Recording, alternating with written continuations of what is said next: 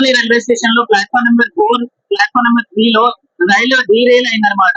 ఇక్కడ చూడొచ్చు 3 బోగీలు డీరైల్ అయ్యాయి. ఆ 3 బోగీల దగ్గర ఎవరైతే ప్యాసింజర్స్ ఉన్నారో వారికి దెబ్బలు తాకినట్టు తెలుస్తుంది. 6గురికి దెబ్బలు తాకినట్టు తెలుస్తుంది.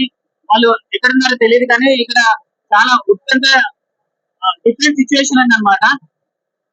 సో మనం చూడొచ్చు ఇక్కడ ఈ రైల్ ఏదైతే బోగి డీరైల్ అయిందో దాన్ని ఇప్పుడే సెట్ చేస్తున్నారు.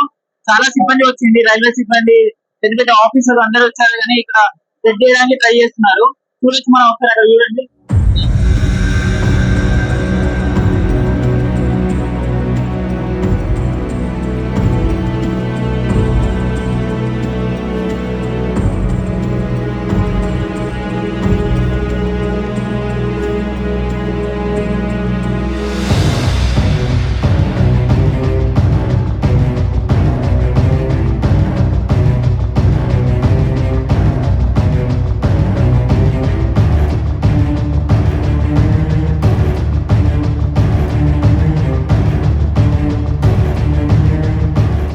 ఆరుగురికి మైనర్ ఇంజరీస్ జరిగాయి అన్నమాట.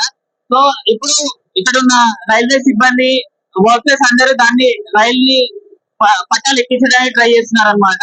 చాలా వర్కర్స్ వచ్చారు, ఇక్కడ వాళ్ళు ట్రై చేస్తున్నారు. మనం చూడొచ్చు ఇక్కడ చాలా పోలీస్ సిబ్బంది ఉంది. ఎవరిని అడిగినా ఏం జరిగిందో చెప్పట్లేదు. కానీ మనకి తెలిసిన ఇన్ఫర్మేషన్ ఏంటంటే 6గురికి దెబ్బలు మైనర్ ఇంజరీస్ జరిగాయని తెలుస్తుంది.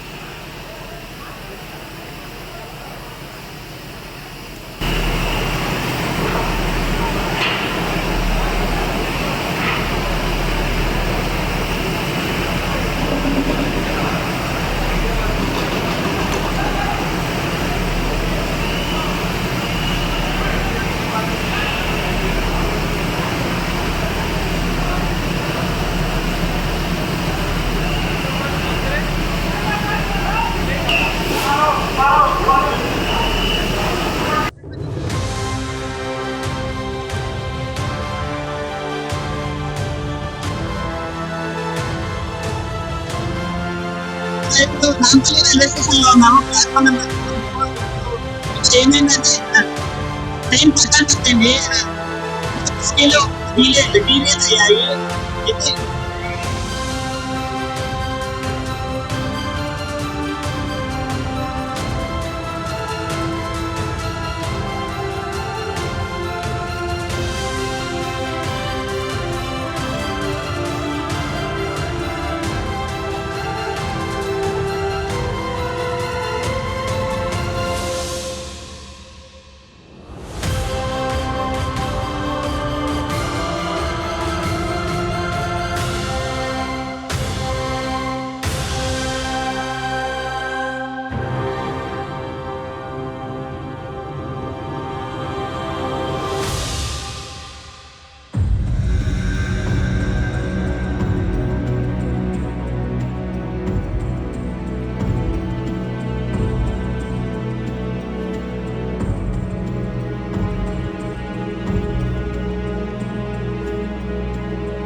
ఇక్కడ చూడొచ్చు మనకి బోగీలు అవి దగ్గర అయ్యాయి.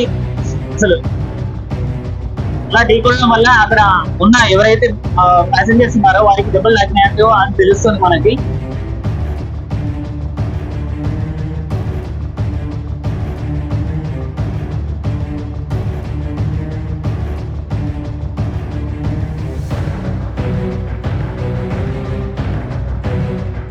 హైదరాబాద్ టు తంబారం వెళ్ళే రైలు S3, S2, S1 బోగీలు డీరేల్ అయ్యాయి. ఇక్కడ చాలా సిచ్యువేషన్ కనబడుతుంది.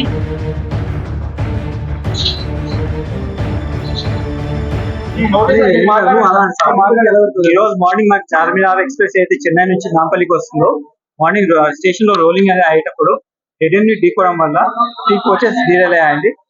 S2, S3 and S6 coaches derail అయ్యాయి. ఈ టైం ఈ ట్రైన్ బేసికలీ సికింద్రాబాద్ నుంచి వస్తుంది కాబట్టి almost maximum number of passengers 90% పైగా ప్యాసింజర్స్ సికింద్రాబాద్ స్టేషన్ లో డిబోర్డ్ అయ్యారు. ఎవరైతే మిగిలిపోయిన ప్యాసింజర్స్ వాళ్ళు మాత్రం నాంపల్లి స్టేషన్ కి వస్తుంది. దాంట్లో డిరేల్ అయిన 3 కోచెస్ తో 6 ప్యాసింజర్స్ ఇంజూరీస్ అయ్యాయి. ఆ 6 ప్యాసింజర్లు కూడా మా రైల్వే హాస్పిటల్ తీసుకుని అక్కడ ట్రీట్మెంట్ ఇవ్వడం జరుగుతుంది. వాళ్ళని థర్లీ ఎగ్జామిన్ చేస్తున్నాము. సో వాళ్ళకి సంబంధించిన ఏదైతే అటెన్షన్ కావాలో మెడికల్ అటెన్షన్ మొత్తం ఇవ్వడం జరుగుతుంది. అండ్ ఏదైతే డిరైల్మెంట్ అయిందో దాని basic cause of the derailment కూడా ప్రాపర్లీ థర్లీ ఎంక్వైరీ చేస్తాం. And will go to the root of the causes and take all necessary measures to ensure that such incidents are not repeated. లేదండి, ఇందాక చెప్పినట్టు ఇలాంటి incident అనుకోండి railway definitely ఒక proper enquiry చేస్తుంది. Enquiry చేసిన తర్వాత ఆ సంబంధించి అందరి స్టాఫ్ తో మాట్లాడతాము. మాట్లాడిన తర్వాత will be able to come to any conclusion of the actual reasons. Registration full నడుస్తుందండి. ఆల్మోస్ట్ 1.5 hours లో మొత్తం అయిపోవాలి. లేదండి, ఇందాక చెప్పినట్టు బేసికలీ ఇది మనకి ఎన్ని ఢీకోవడం వల్లనే డిరైల్మెంట్ అయింది. అది ఎందుకు అయింది అనేది మాత్రం డెఫినెట్లీ మేము మా స్టాఫ్ తో మాట్లాడి అందరి స్టాఫ్ తో మాట్లాడిన తర్వాత ఎంక్వైరీ చేసిన తర్వాతనే will be able to come to any conclusion. ఈ టైంలో ఏం చెప్పినా కూడా it will be very premature on hour part. It's not correct also. లేదా ట్రైన్ మూవ్మెంట్ ఏవైతే ఉందో అది రెగ్యులర్ మూవ్మెంట్ అవుతుంది. ఈ ఇన్సిడెంట్ వల్ల మిగతా ట్రైన్స్ మీద ఎలాంటి ఇంపాక్ట్ ఉండదు. ఓన్లీ ఒక MMTS పేరు ఏదైతే నాంపల్లికి వస్తుందో అది మాత్రం క్యాన్సిల్ చేయడం జరిగింది. మిగతా ఏవైతే ట్రైన్స్ ఉన్నాయో వెరీ మినిమల్ ఇంపాక్ట్ ఉంటుంది. సాధ్యమైనంత వరకు ఓన్లీ రీస్కెడ్యూల్ చేస్తారో అది కాకుండా మినిమం ఇంపాక్ట్ ట్రైన్ మూవ్మెంట్ లో ఎలాంటిది ఉండదు. లేదండి, అట్లాంటిది ఏం లేదు. No question of any foul here. అలాంటిది అలానే సాంకేతిక పరంగా ఇప్పటివరకు అలాంటి ఏమి ప్రాబ్లం రాలేదు. However just ensure that all అన్ని ప్రాపర్ ఎంక్వైరీ చేసిన తర్వాత will be able to pinpoint the actual reasons. ఇప్పుడు అది కూడా చెప్పడం ప్రీమేచ్యూర్ అండి. Will definitely going to all the details and come to the conclusion. ఏ రెగ్యులర్ ట్రైన్స్ కి ఎలాంటి ఇబ్బంది ఉండదు. Will be going normally. ఒకవేళ అవసరం అయితే కొన్ని ట్రైన్లు రీస్కెడ్యూల్ చేసినా అది ఇమీడియట్లీ అందరు ప్యాసింజర్ కి ఇంటిమేట్ చేస్తాము. But as of now all train movements are normal. Thank you. Already full speed లో నడుస్తుందండి. ఇంకా 1.5 hours లో అయిపోవాలి. Thank you.